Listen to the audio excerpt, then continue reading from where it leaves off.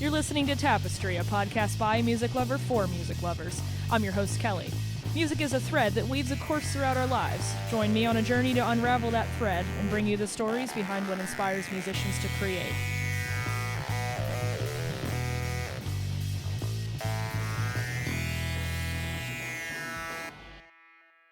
Side note, Tapestry is an uncensored podcast. Don't say I didn't warn you.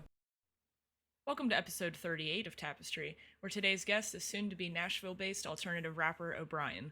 He shared his wholly genuine thoughts about rejecting the notion of censorship, battling with mental health issues and interlocking them with his aggressive rap style, and on the definition of success for him as an artist. You're listening to his track Public Enemy off of his latest album, Red. Why the fuck you people acting different when you see them, boy? Go back to who you were, you're acting strange. I don't like this, why you screaming on your verse? Does it hurt? I don't like it. Man, you make me nervous, why you do this? This ain't like you. What happened to the sappy kid I'd hang out with in high school? Killing the past like high, low, going out white, out by. No, I'm a sick fuck when I die slow. Lips turn purple like Spyro. Adrenaline filling my body, got shout outs around me. I can't just nobody, I'm feeling the anger, I feel the disparity. Look at the bloody and now got clarity. Oh, I think I'm better rage. I'm a danger to myself. Yeah, I think I need a cage. Talking big, but you won't act on it. I know that you're afraid. Thanks for being here, O'Brien. So why don't you tell me a little bit about yourself as an artist and a musician?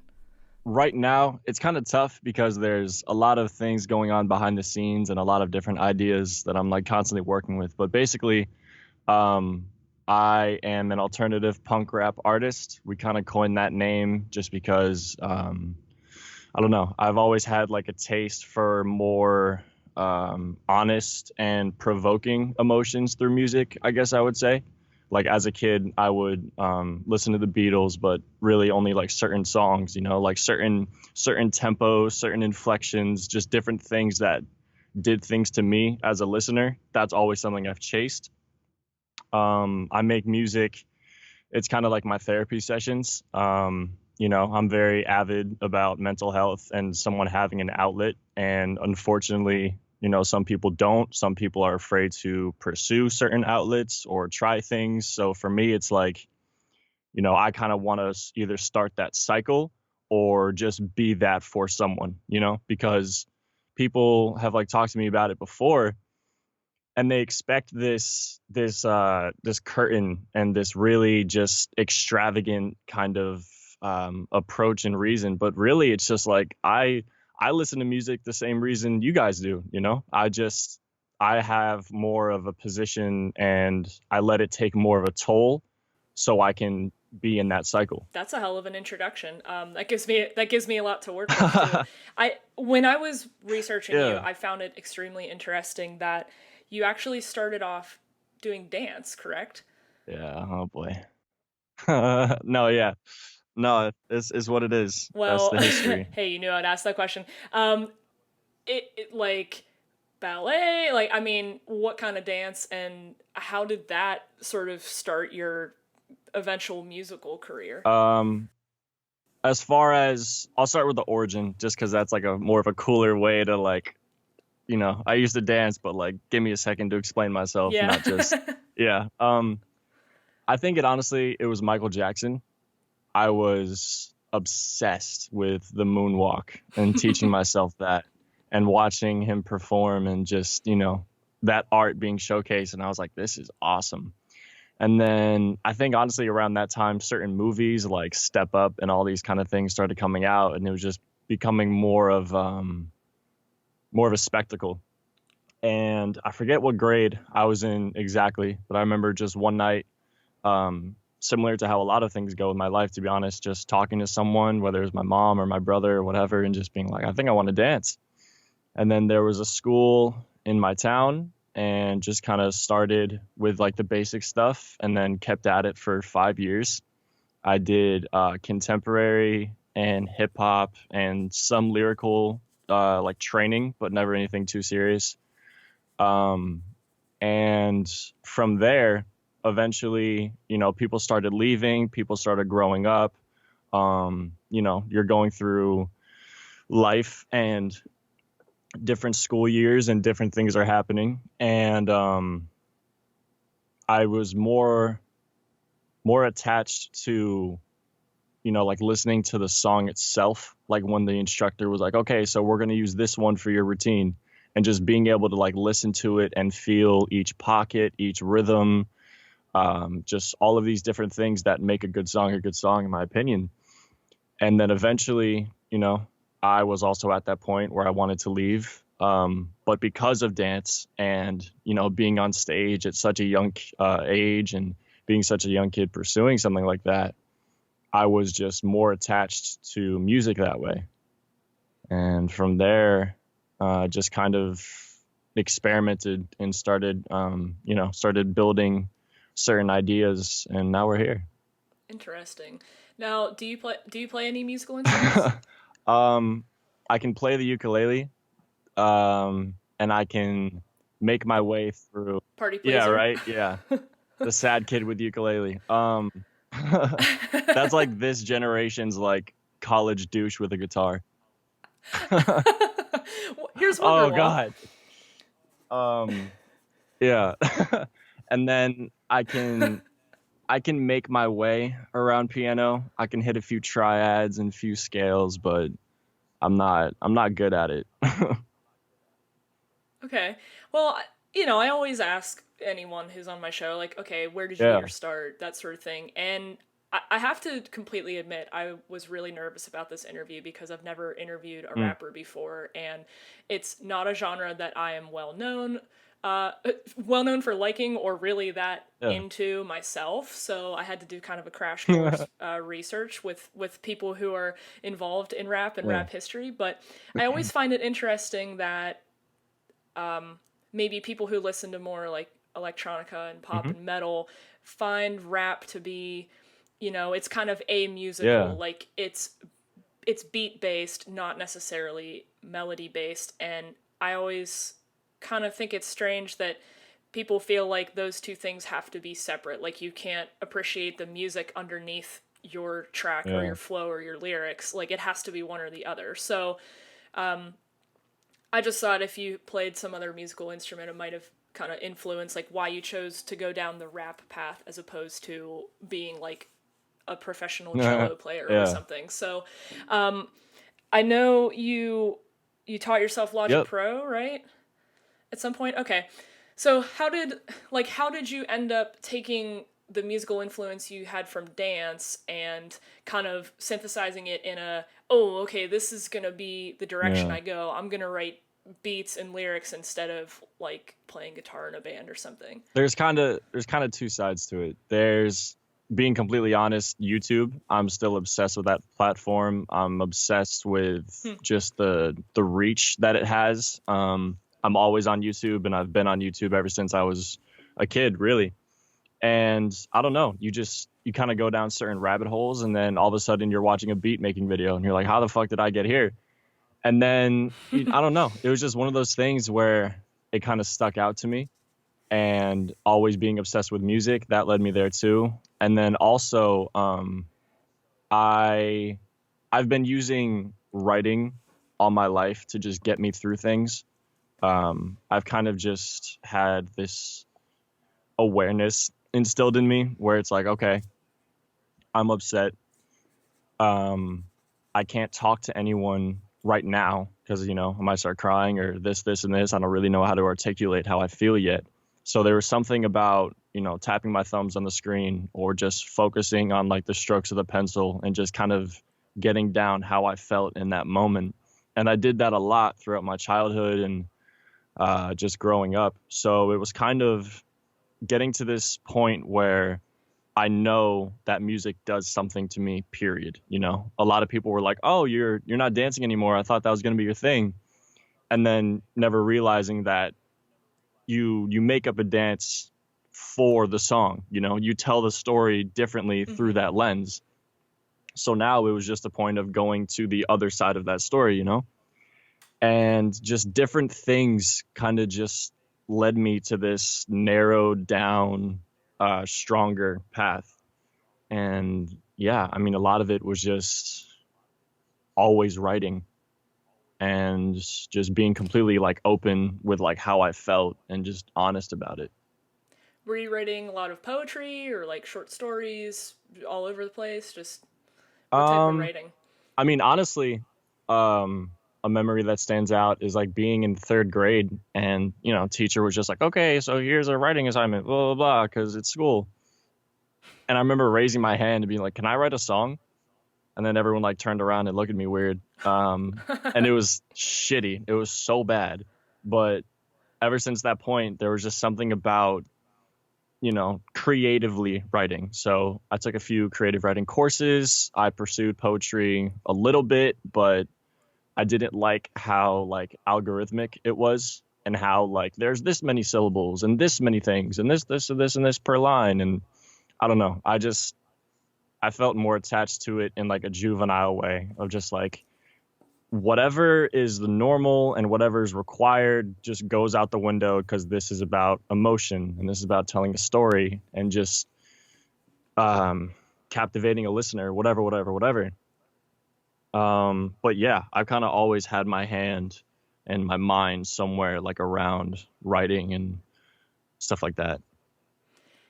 I have to say it's funny how kind of soft spoken and sort of still voiced you are, because your rap is not. I mean, Yeah. not whatsoever. So No. let's dig into that, Okay. because now I start my episodes with an intro song, so people are going to hear what you sound like before they Gotcha. listen to the rest of this. But I mean, still, it should be pretty striking, because you are on fucking fire, man. Like you're just screaming and getting it all out. So, Yeah.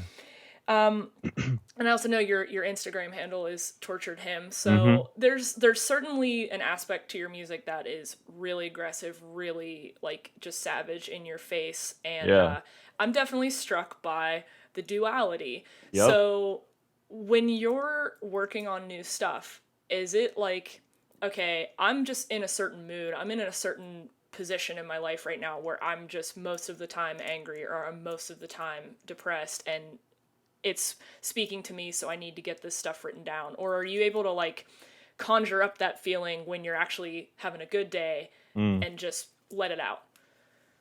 Um, it's, I mean, yes, really, to all of it. Basically, to me, like inspiration is in one way or another, like, um, it's a skill in one way, and then at the same time, it can just be random and spiritual or whatever.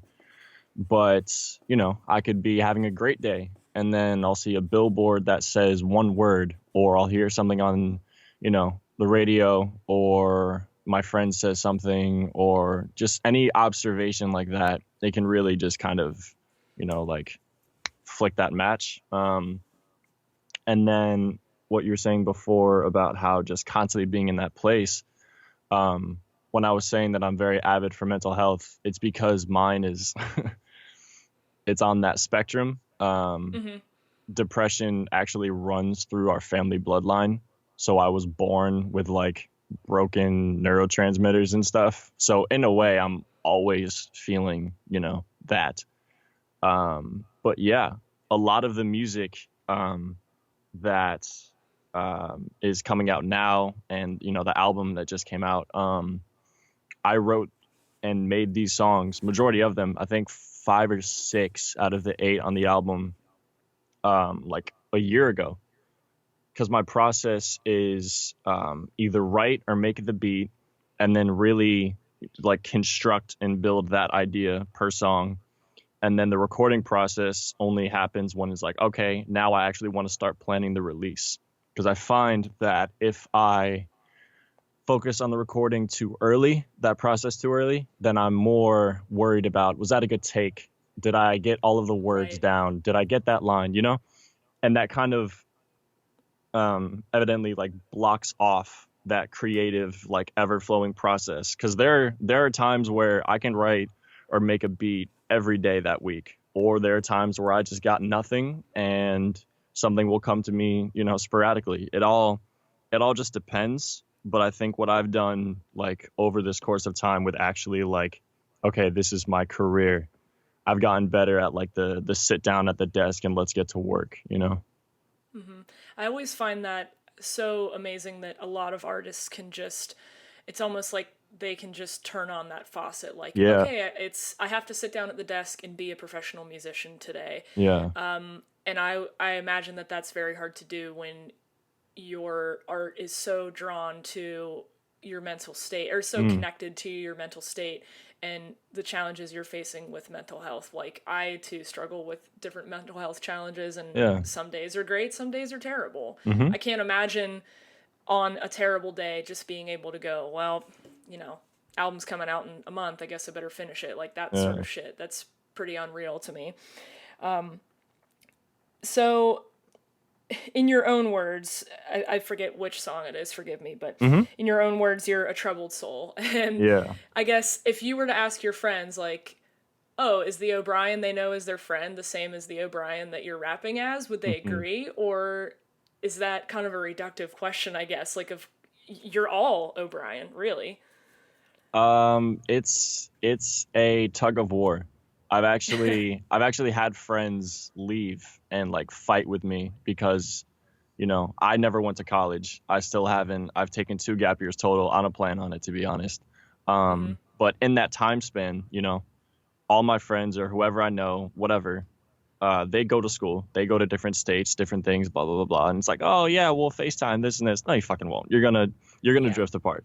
And so I had, like a shitty job just to get money and whatever through the day.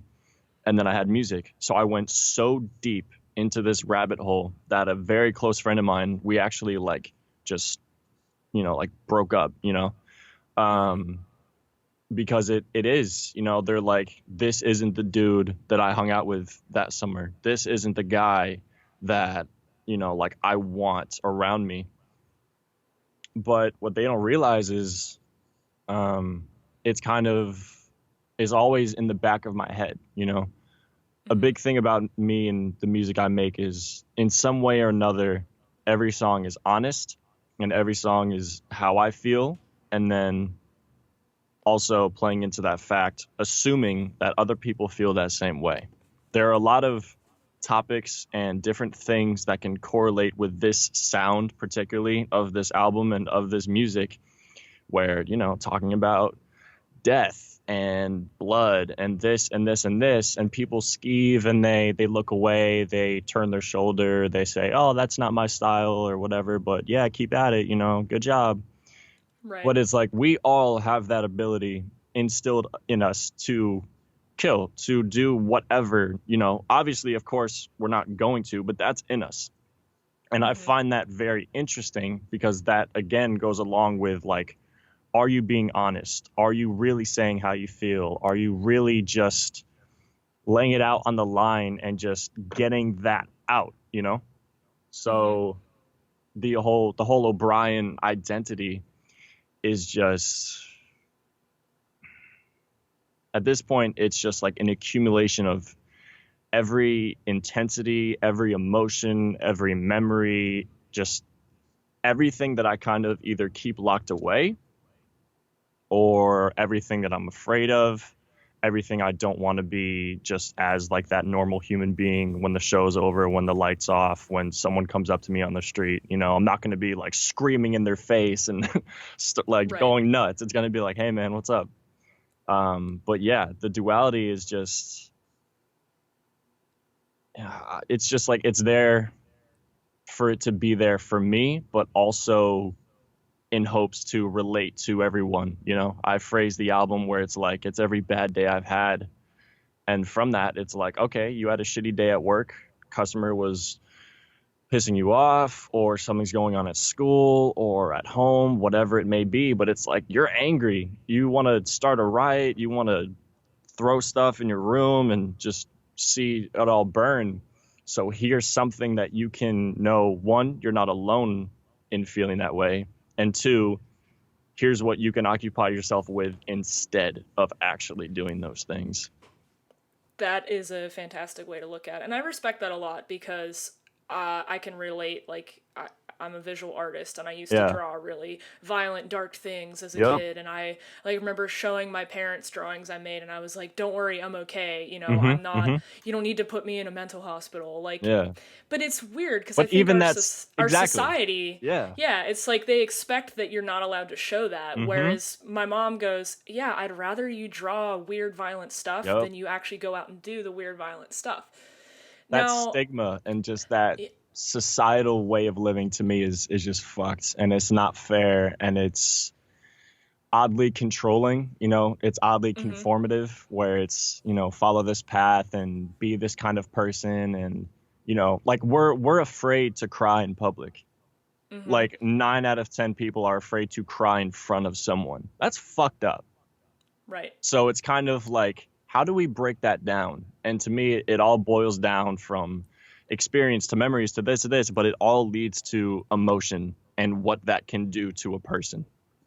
But yeah, it's really just, you're not alone, and focus on this instead of acting on it. Mhm. Yeah, I respect that as an outlet, I guess. Now Yeah. let's talk a little bit about your newest album, Red. Just came out on the 7th. Yeah. Had a couple listens. You know, not the usual stuff I listen to, but if I could take away one thing, it's just like there is not an ounce of it that is fake, and Yeah. I super appreciate that. But um, I had seen that this album is part of a planned like quadrilogy. So hearing what you just said about like, okay, this is what I'm feeling at the time, this is a way for me to relate. How do you expound upon an album that kind of exists exactly how it is and exactly like almost in a vacuum? How do you expound upon that for 3 more albums? What's the concept for all 4? Who said it's going to be the same?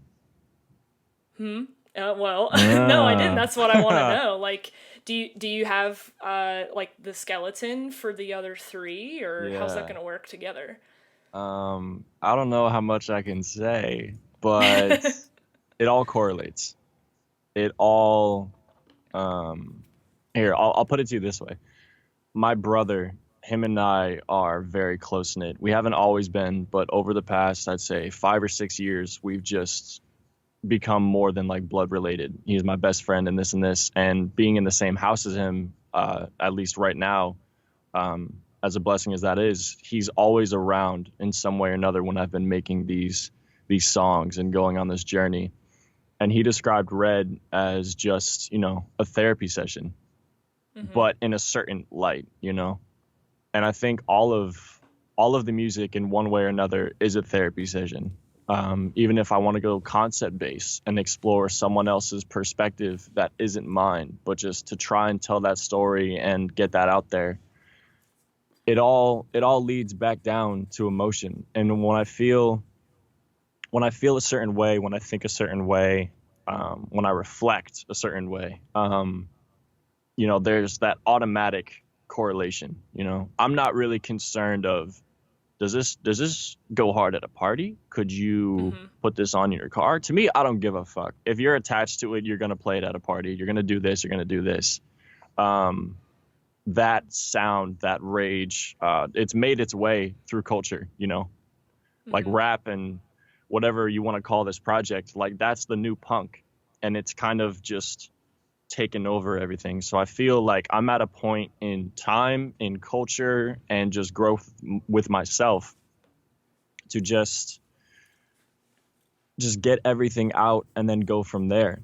Because a lot of times I figure out the meaning and inspiration and purpose of things after it's done, when I can really like look at it face to face.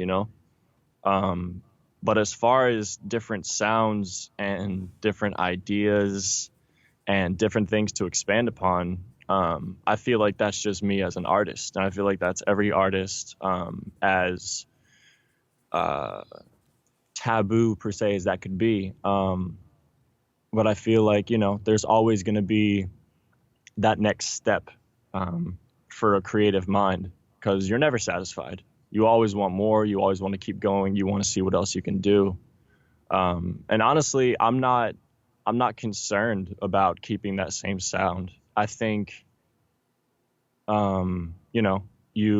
you do a certain thing and you get eyes, and then you do something else because you want to, and as an artist, and to keep that integrity with yourself and then you see who the real fans are. Right. But yeah, I think it's all about experimentation and different sounds. And as far as like the quadrilogy, in some way or another, it always connects because it's me behind it. It's me making the instrumentals. It's me writing it. And yeah, I think just that exploration has just been very natural to me in a weird way. Like I haven't had to put much time to be like, how should I switch it up? I just kind of do it. Yeah, it seems like it's kind of rolling along as you're growing as a person Yeah. and as an artist. I found what you said really interesting, how you're kind of existing in the right culture, in the right time and place. Brief shout out to a friend of mine here in Pittsburgh. He hosts a fantastic podcast called Start the Beat with Sykes. I listened to one of his recent episodes, and he and his guest were debating. They were actually debating whether or not you could consider Drake an artist, which I thought was funny, but the host made a really good point how, and in my opinion too, as a non-rap listener usually, I think of the rap of like the early 2000s as being, the party culture, fuck bitches get money kind of rap. And then like this host was saying on his show, people like Drake, people like Kendrick and Juice WRLD and all these rappers who the conversation in rap and hip hop has started to shift from the look at all the cool shit I have and look at all the cool shit I do to hey, I'm a person too and I have some shit I'm struggling with and I'm going to get it out there. So it seems like you're kind of coming into this world at just the right time because it seems to me from the outside looking in that that's what people are gravitating towards Yeah, it's nowadays. acceptable. It's and I just thought the host made a really good point. Like, he was saying like, I feel like Drake is hard to connect with to me because he talks about his feelings and he raps about his struggles, but the guy lived such a privileged life and he grew up a child celebrity, and it's like I don't really connect with him because it doesn't feel genuine. Whereas someone like you making music in all of its raw, angry, glory, I'm going to connect way more with the stuff you're spitting as opposed to Drake. Would you agree that that's kind of the trend you're seeing now in the hip hop world? Like people talking about their feelings more? I think there's a few different ways to look at it. As far as like the journey, I think that we can, as controversial as his name may be, I think we can thank Kanye for that. I feel like he was really one of the first, or at least the first, to make it popular to be like, damn, my manager sucks, like school is hard and this, where it's like, okay, like it sounds funny now, but it's like at the time, nobody was talking about real life and everyday things. So when he started coming out with his music, everyone lost their minds. And I think that has made its journey and is still probably on that progression in this day and age. But everyone wants what other people have. Everyone gets attached to what others have, think, do, say, whatever. We're very susceptible people in this era. And when something becomes a trend, people hop on it. What I was saying before about how this rage and aggression and emotion has become, part of the culture. There are people that stand out that really started that, like X being one of those people. I get, at least I used to get it all the time, where it's like, oh, you're screaming now, bro, copying X. And I'm like, okay, but I've been doing this since I was in high school in the band, like people are so quick to just like pick certain things and match them up with certain things and just completely get rid of the idea of not individuality or what's the word? Originality, because in my opinion that's kind of dead now. But they're so quick to just put that somewhere else. And as far as being able to relate to certain things, I feel like relating to certain things isn't really the discussion, sadly, of what it is or of what's happening today. You know, I feel like, can I relate to this song? Isn't that first thing that people kind of subconsciously think about when listening to something. You know, it's more of just, is that beat cool? Is the flow cool? Is this, and this? And I think there's a time and place for certain things. You know, I'm personally not a fan of new Drake, because growing up, you know, Young Money and this and this and this, there were a lot of influences going around, and I listen to that kind of music a lot. But I don't know. I think it's tough to really break it down to just that one idea, like question wise, you know? I feel like there's just a lot more going on as far as like where that fits in and where that like comes to play, you know? Mm-hmm. Yeah, I was looking at your influences. You were talking about X, obviously, G-Eazy, Kanye, Mm-hmm. Frank Ocean too. Actually, I actually do really like Frank Ocean, Yeah. and it It's is a kind of god. cool to yeah, to see that thread sort of running through that line of influences. As these are all rappers who they totally pull back that taboo curtain and go, Yeah. yeah, I'm gonna talk about all the shit I'm struggling with, and I mean, hell, I mean, Billie Eilish just won a Grammy. Like, let's be real. You know, she Yeah. can talk about Xannies and everything she's struggling with as a 17-year-old. And like you said, yeah, you can laugh and be like, but it's her world, it's her music, Mm-hmm. and millions of people are listening to it because Yeah. they really feel like it's something they're going through too. Mm-hmm. It's crazy. So, in Oh, terms I think it's of, great. I yeah, think that's where it should be, you know, because even before like mentioning the Beatles and stuff like that, and that time where it was taboo to even just have those tempos, you know, mm-hmm, everything that, I mean, everything that has happened in the past and like has its part in the present and the future. But I think it's very important that someone can turn on a song and either escape or have that outlet or relatability. I just question how much, how often people actually focus on that and how often people actually turn to that. Because, you know, I think the way I do, and some people may not. And that's something that I struggle with, because it's like, how, you know, how do you look at it and trying to understand other perspectives. But I just wish, I guess, that um, it was more of a connection, you know, and not just a popularity contest or a trend or this and this and this. Because that's, you know, that's kind of like the dark side of it, is like putting your emotions out there and being vulnerable and being honest. When that becomes a trend, is that a good thing? You know, are you mm-hmm. starting that conversation? Are you getting people to listen? Or are you dumbing it down just so, okay, that's what this is now, and it doesn't matter anymore because everyone's doing it, you know? I think that line is too blurry. Yeah. Oh, that's tough. That's a good conversation starter, though. What's the last song you listened to that you really feel like, oh shit, I gotta sit down for this one?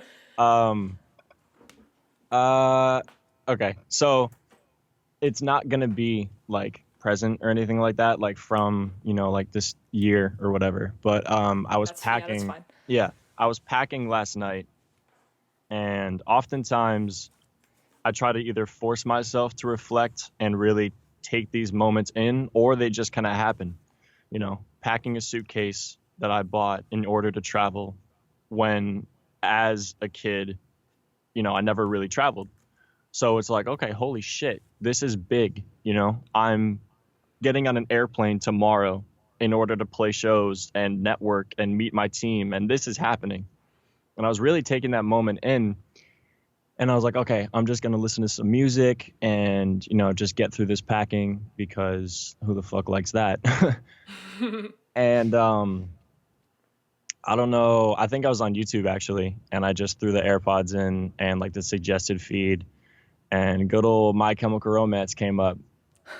and Helena and Ghost of You. I listened to those two songs, and I literally sat down on the edge of the bed and like stared at the suitcase and like, like ruffled my hair and stuff like that. And I was just like, fuck.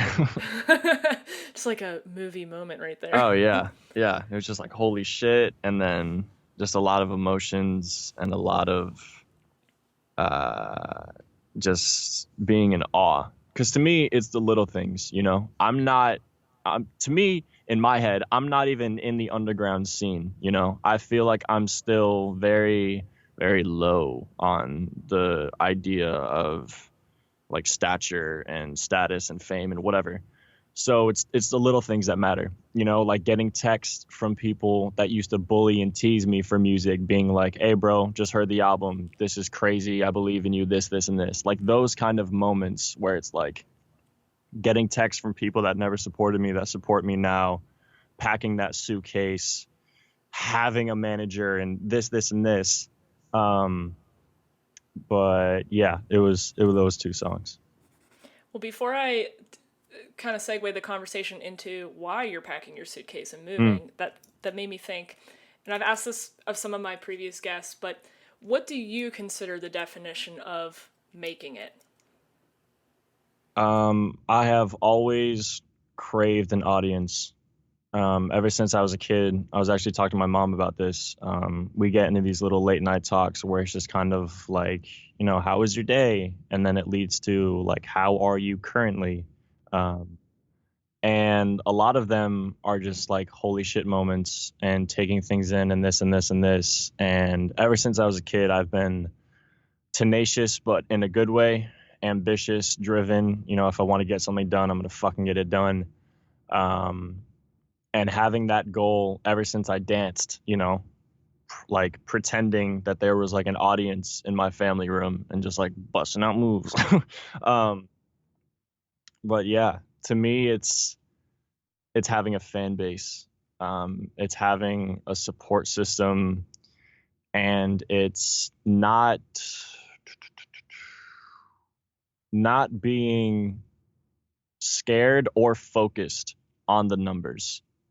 I feel like when I get to a certain point where it's like, okay, we're doing good streams, we got tours booked, we got merch going, this, and this, like it's becoming a name, I can kind of take that back seat and take more social media breaks and not stare at Spotify statistics and just kind of experience it, because it's very important for me to have my hands on every single part of the process.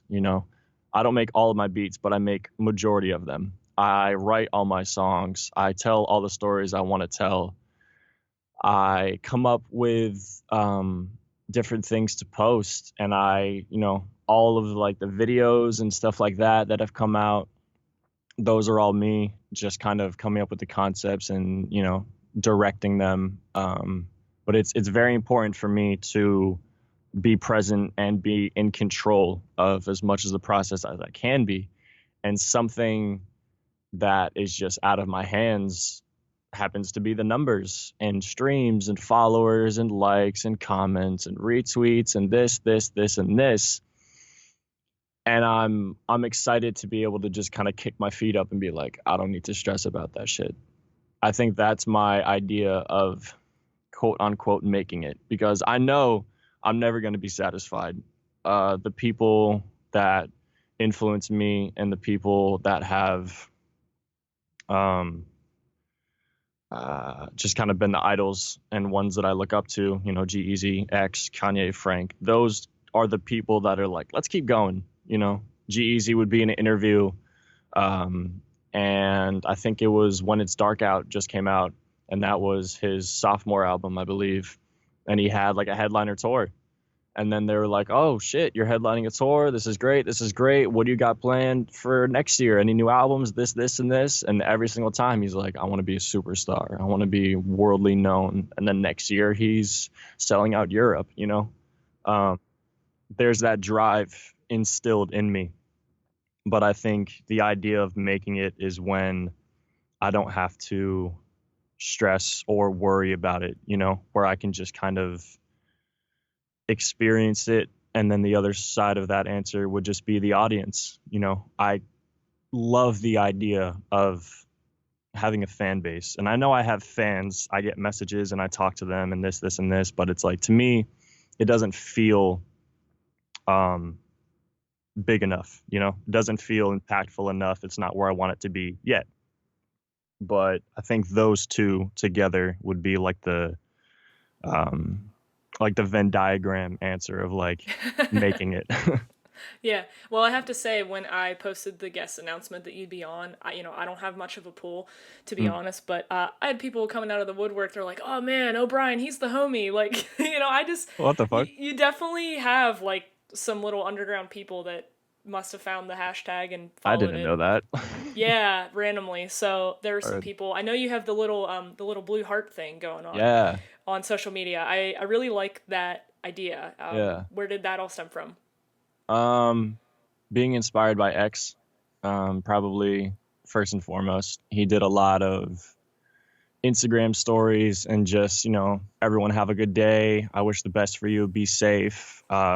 When Lil Peep passed away, he put out this huge hashtag that went viral of like fuck Xanax, whatever year it was, He was always just very present and just out there with emotions and mental health and so many other things.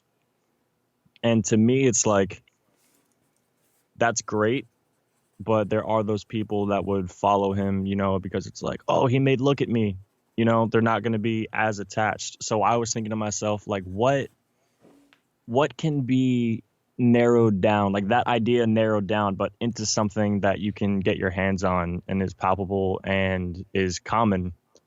And I've been actually using Blue Hearts, I think ever since I got an iPhone. I think it's always just been more calming and more pretty to look at and just like a better energy, like in that text conversation. And then I've been doing it for a while and I was like, okay, this makes sense. And then I kind of, again, like found that inspiration afterwards and really like looked at the concept of it. And then it just kind of came to be. Yeah. And that's what you ask your fans to basically comment or like leave a comment with a blue heart emoji if something you've made has connected with them. Yeah. I get blue hearts in DMs and I smile or I remember actually when I changed the profile picture to that all red thing when I came out with the website, I saw it on a few people's stories. They changed their profile to that same color and they had like a blue heart on it. And I was like, oh shit. Nice. Yeah. Nice. It's just something simple, It's just like, I don't know. It's simple and it's easy. And to me, it's always just been kind of pretty to look at. So I just feel like it holds like a good side, Mm-hmm. So let's talk about why you're packing that suitcase tonight. Yes. You're going from Connecticut to Nashville. That is exciting. Yep. Yeah. So what drove you to finally make that move? How long had you been in Connecticut? All of my fucking life. Are you ready to get the hell out? I mean, I got love for Connecticut. I've grown up as a man and just been really open to different perspectives. Because growing up, it was like, I fucking hate it here. And then I kind of took a backseat and was like, okay, but I'm here for a reason. And that reason is from the universe, in my opinion, of like, hey, you're here because you're not supposed to be. So you need to get where you want to be in order to get out, Mm-hmm. But yeah, my manager lives in Nashville and her and I have been connecting these past few months after introducing myself to her over Instagram, I believe. And, it came down to one of those points where we're on call and we're talking about the album because this was, I think, 2 or 3 months ago. And we're planning things and, going over like, hey, are the masters in? Is there anything you want to change? This is our like social media calendar. This is going to be the release strategy, yada, yada, yada. And then we were on like the last leg of the call and she was like, also, so-and-so had an idea. You need to get out of there, And I came up with the idea of, I think I did. I'm not sure. I'm gonna say I did, but On record, yeah, it was you. yeah, on record, completely, 100%. This was my idea. No, but yeah, so we're at this point now where we have connected enough and we've built enough and the album's doing enough. And, um, where I am is, I've always described it as, the settle down. It's where you go, at least my town, to start the family and, get a whatever job and focus on that. And that's just not my vibe, the energy I want around me at all. And where she is just booming, and the underground scene is actually like having a spot there, which is crazy because you hear Nashville and you think Yeah, country, and yeah, of course. But apparently there's like a scene growing.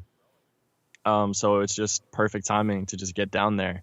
And I have never really been on a plane, so I wanted Cool. to experience that. And yeah, we had the idea to just, I would fly down, meet her, get an experience, see what I think. And then it was, okay, well, can we get some shows? And then we booked 2 shows. And it's like, okay, well, can we book some interviews and this, and this? So now it's really becoming like a business trip. But that's why I'm packing the suitcase. Yeah, To but by the kind time of this episode's experience out, that. you'll be there pretty Yeah. much. Yep. So you do have those 2 shows coming up. Yes. Is it? I forget. Is it both of them with Puff Host? Yep. Okay. So how do you know Puff Host? Like, how did you end up with those 2 guys? And what is your live show kind of like? Because I've only been to one hip hop show, and so I imagine it is quite a bit different than what I've seen. Um. So yeah. So I met them, quote unquote, through Maddie. I forget, that's the name of my manager. I forget what the name of the forum was that she posted on, but it was basically like we needed co-bills, for the shows, and they reached out, and Maddie just clicked with them, this, and this, and then it came to be. And I think it's kind of cool because it's kind of like 2 sides of the same coin, where there's like the rap side that, is for, just to kind of vibe out to and to listen to and enjoy, and the flow patterns and the beats and just like the vibe of it. And then because of the way culture has really developed, there's that other side that's that intensity and the rage and the mosh pits and this, and this. And that's where I come in. So I think Puffos and I have kind of developed this, this cool just performance in general. And yeah, and as far as what my set looks like, I don't know. It's basically just how I like dance and move around and perform in my bedroom. Ever since I was a kid, it's just I go wild. I black out. O'Brien like fully takes over, and then it's havoc. And then there's the songs that are more emotional, like Sweet Love and Stay. Those are past releases. And yeah, I try to make it at least like a venting situation, where it's like you have, all this energy built up, or all this anger, rage, or whatever inside you, and then you go to a show and then you can get in the mosh pit. Or it's the other side of that, like environment of that emotion, where, it boils down to the sorrow, and you just kind of need something to like dive into. Or again, it's just like a cool show to be at. I want people to have fun. I want people to get involved. And from dancing, I have been trained to be on a stage ever since I was like 8 or 9 years old. So I know what I'm doing. Yeah. But yeah, it's just wild. I don't even know how to describe it, to be honest. It's an experience. It's cool hearing the overlap too. I noticed you mentioned mosh pits, and stupid me, I'm like assuming that that's a metal exclusive thing, and clearly it's not. But It used to be.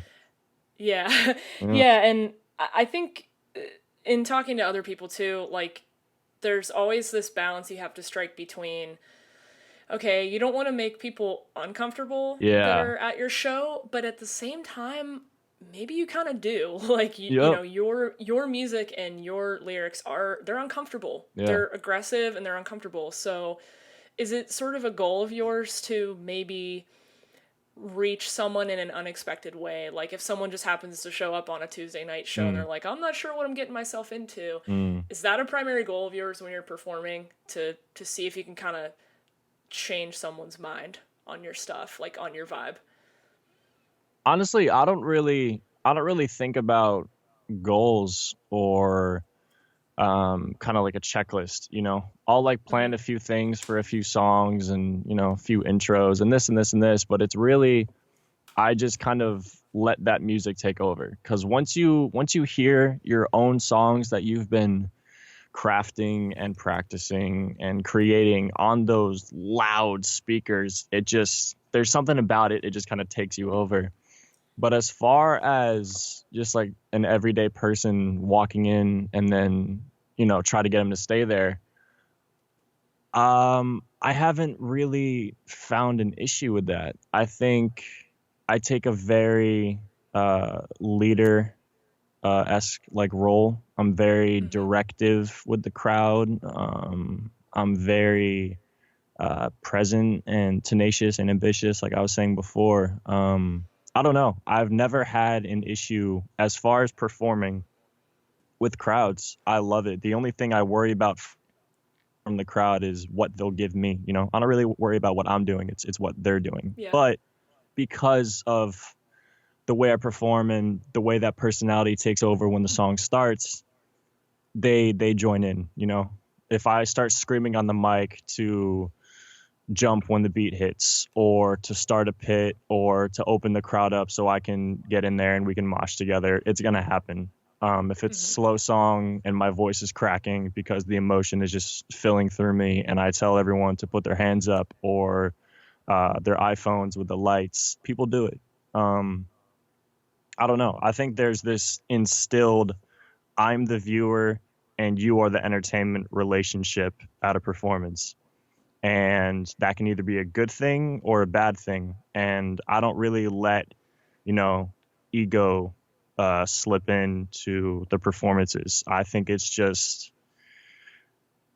I try to make it an experience and I try to enjoy it. And then if I'm enjoying it, then they're gonna enjoy it because that's like the give and take of the room. Well said. Yeah, really Thank well you. said. So, what has been the hardest part? I guess this is a two-part question. What has been the hardest part of promoting your album Red, and what's been the hardest part of making your album Red? um, I'll answer the making one first. Sure. I because I'm so involved in the process, I find it sometimes to be difficult to take that step back and be like, it's done. You know, there's gonna Mm-hmm. be those little tweaks I want to make. I want to make it, you know, the best that I can be. And because this is marketed as, you know, this is the debut project, O'Brien is fully fleshed out in my head and in that creative space. So I want to get it right. And having that concept and that sound of the album, I just wanted to make sure that it was fleshed out and it was perceivable and just was everything that I wanted it to be, you know? And so there was actually a period of time where it was either 6 or 7 songs. And the first song on the album, Public Enemy, that didn't exist until I want to say like a month or two before release. Wow. Yeah. So I think the hardest part, what it boils down to, is taking that step back. You know, before Public Enemy was on there, the the um the time and the wrap up time of the album was 16 minutes, and that number just stuck inside my head. It was my debut album. Everything that I've worked on is 16 minutes. That's not enough. So I went back in and, you know, I added the lead-in from Cell into Two-Face, and I added Public Enemy, and I fixed certain songs and did this, and this to just get it right. Because what people don't think about, when checking out an album, when someone that's trying to start music, is you don't think about what goes into that. And then from the artist standpoint, it's like, okay, it's going to come out, and then that's that. Now it's out for everyone. And honestly, now it's not really my album anymore. It's theirs. So leading up to that moment and that climax, it's like you want it to be everything you pictured in your head. And at the same time, getting into the listener's perspective, you want it to be a good fucking album. Right. So I think that was the hardest part, is kind of finding that I'm satisfied point, because I have that drive and let's keep going. Let's do more. Let's break more walls, this, and this. And that's in me. So as a person, that was probably the hardest part, just being satisfied and, taking that step back from it. And as far as promoting, once again, I feel like I am under bedrock. That's how it feels in my head. Maybe that's because I live in a small town. Maybe that's because I either care too much or too little about social media, numbers, like I was talking about before. All of that plays a part in my psyche when it comes to the music. And when it boils down to, it's like, okay, we have connections. Connections cost money. I'm not big enough to have investors and this, and this yet. So I got to handle that. And, as a 19-year-old who doesn't go to school and just has a whatever job to get by and this, and this, but being that 19-year-old that doesn't care about the phrase of too many eggs in one basket, doesn't even remotely connect with the idea of a second plan or a safety net, whatever you want to call it. At the end of the day, it's like, okay, this is my bank account. I worked for this money, and now it's got to go to everything, which is okay, which is fine. It's purposeful, and it's going to the right places for the right reasons. And it's the long term, because I don't want to be that one hit wonder. I want to be, in this for a very long time. So it's making the right decisions, obviously, for the career. But what it boils down to is just what people don't really think about behind that curtain, because some people can't even fathom the idea of being an artist or a musician. And then, there are these things that just go over heads, which is completely fine, because no one is obligated to think about the things that go into it. But as far as being a human being, because that's what I feel like people forget that I am, there's a lot going on, Mm-hmm. Also, dude, you're 19. Yeah. Oh my God, I never would have guessed. Yeah. You seem like you've lived a lot of life. I mean, Yeah. I'm 10 years older than you, and it doesn't feel like that at all. Not at all. Well, that's actually, I'm really glad that you mentioned your age, because I was going to say, hell, if you were rapping in the 90s, Tipper Gore would have been up your ass trying to get all your albums censored and stuff. And Yeah. I was like, I'm sure he knows who Tipper Gore is, but like, it doesn't matter what the art form is. Whenever there's something new and groundbreaking, there's always a freaking moral panic about it. So that's, again, you'll have to help me with the track name, but doesn't one of the tracks on your album start with like a phone recording of this concerned mom saying like, if I ever catch my daughter listening to your music, I'll fucking kill her. Yeah. Where did that sample come from? Bro, people go nuts over this sample. I fucking love it. I've had so many people like DM me, hit my phone. They're like, what is this? Is it a real recording from some mom? Yeah. So, oh my God. Again, being on YouTube, there's a series called Teens React. And then, do you see where I'm going with this? Yeah. Yep. Oh, I'm excited to hear this. And then there was Adults React, Elders React, whatever. Being such a fan of X, when he was alive, rest in peace, and he was starting to get that coverage and being this, what the fuck is this? And everything's just going viral. They did a video on him. And there's this one part where the the adult female, is listening to the song, and she just goes off. And she said,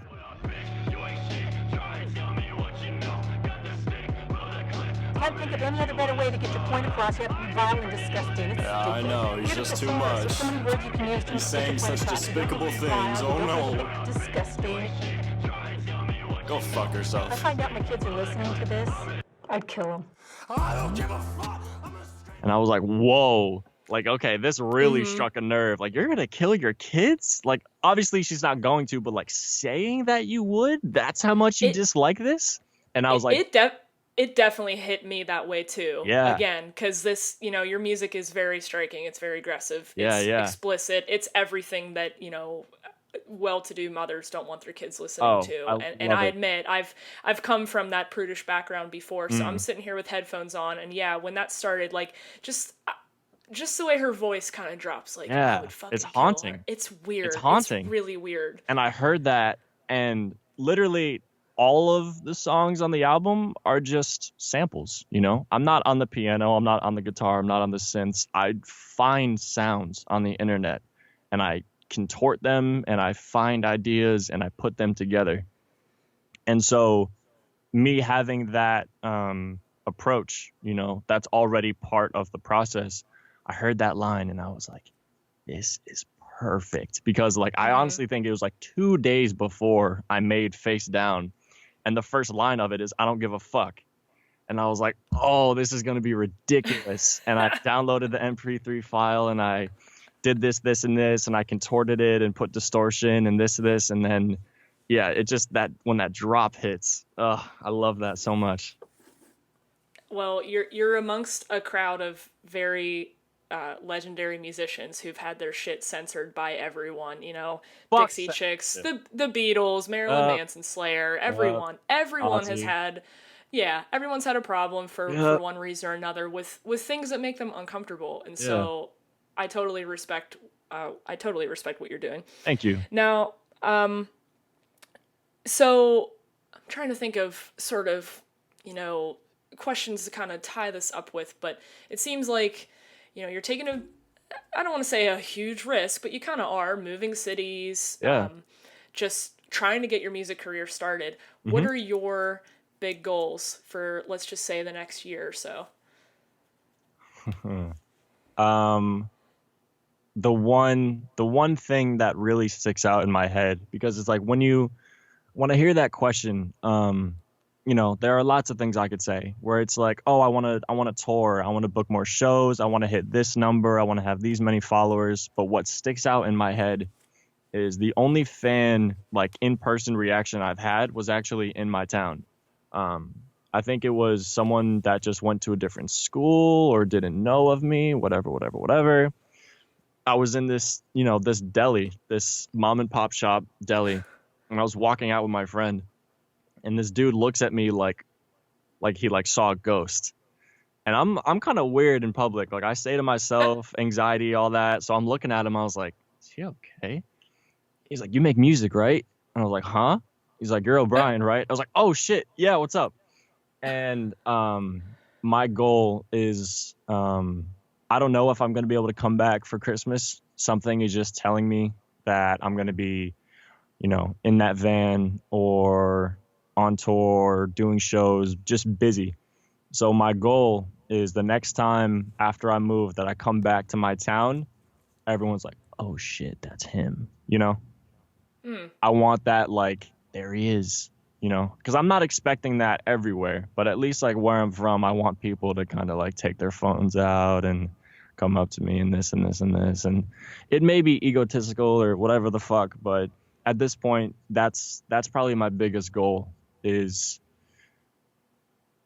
seeing that and experiencing it in person, and, like, little moments like those being solidified. But especially where I come from, and where people are just like, oh yeah, that's the dude that makes music. It's like, no, when I come back, I want you to be like, that's him, That's such a great answer to that, because it's both tangible and also totally intangible. Like, no one is keeping track of that other than you. Yeah. Like, it's the interactions that count or don't count that are gonna, you know, like you put your head on the pillow at night and you can't stop smiling because you're thinking about the dude at the deli who flagged you down and said, hey, you know. Yep. I really like that answer. Is there anything else you want to mention about your latest album, or just stuff that's coming up with your big move? Keep listening and get ready. Leave it at the ominous end. So, Yeah. Brian, I have a final question for you then. Let's do it. If you could only listen to 3 albums for the rest of your life, what would they be? Fuck. I want to say 808s, but I think My Beautiful Dark Twisted Fantasy is probably, yeah, okay. So one of them's My Beautiful Dark Twisted Fantasy. I think there are so many anthems on that album, and one of my favorite songs of all time, Runaway, on that album. So that's one of them in no particular order.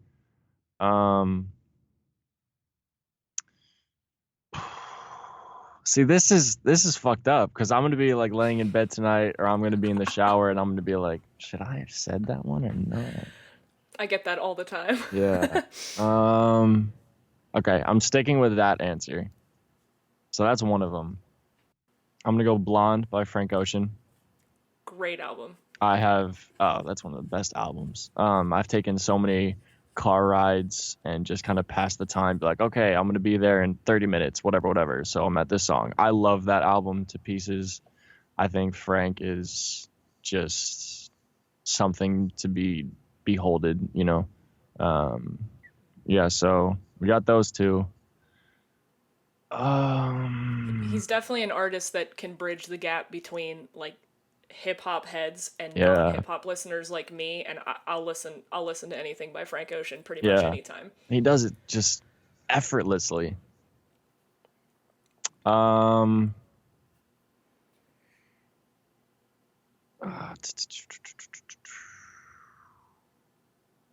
then I think something important for me to do as an artist is to listen to people that kind of piss me off because of how good they are. You know what I mean? Where it's like you hear a project and you're like, God damn it.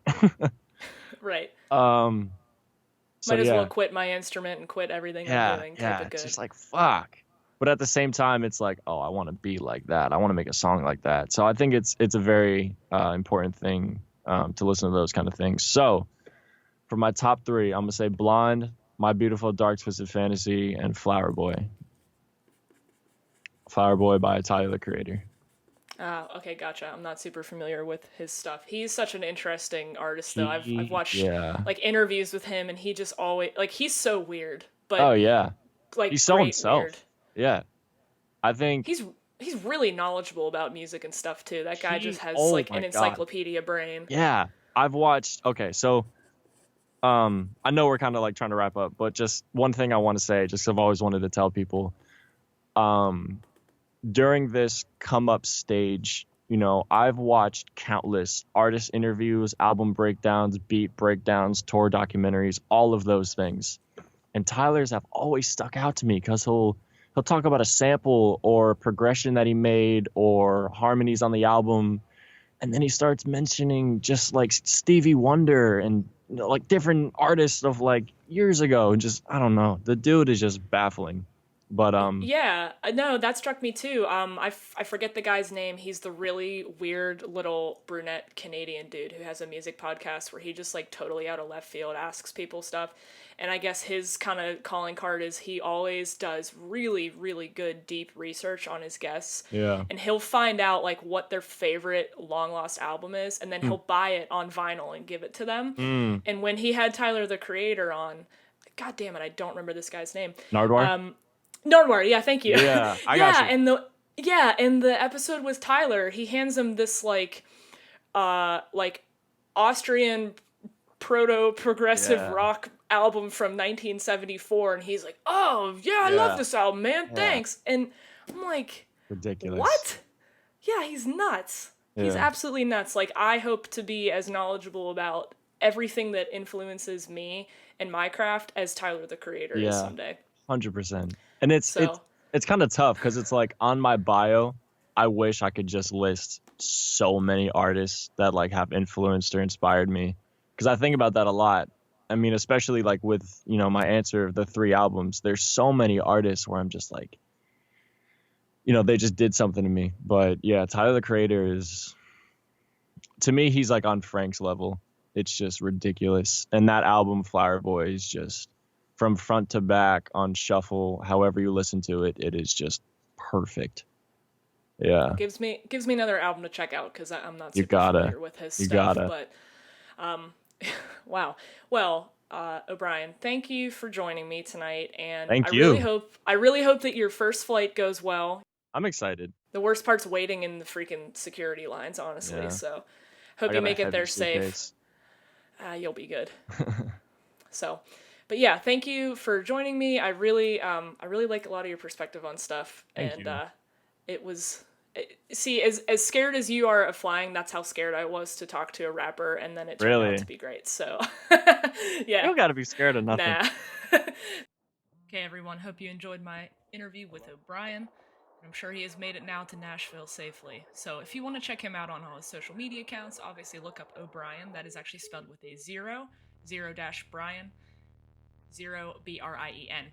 He is under Tortured Him on Twitter and Instagram. And just search for his new album, Red, everywhere you listen to music. And just a friendly reminder, I do have a YouTube channel, and I have just about every episode up there. So if you want to search for me, you can search for me under Tapestry Music Podcasts. And I now have a custom URL, so I should just be youtube.com/Tapestry Music Podcast. As always, thanks for listening. Ask me what the fuck I do it for. I don't know. Reply to them, I need the vent or else I'll fucking kill us all. I'm an alien on the scene, xenomorph, I don't share genotypes. Patient looking mean with her jeans. I love me some stripes, not looking for no love. I need a slut and that's the deal, alright? You say you catch it, feelings peeling off, I gotta keep my pride. High octane, yeah, that's some new flavor. Don't do handouts, pay for the favor. Pay me as a villain, I said thank you, glad you get the point. Why the fuck you people acting different when you see the point? Go back to who you were, you're acting strange.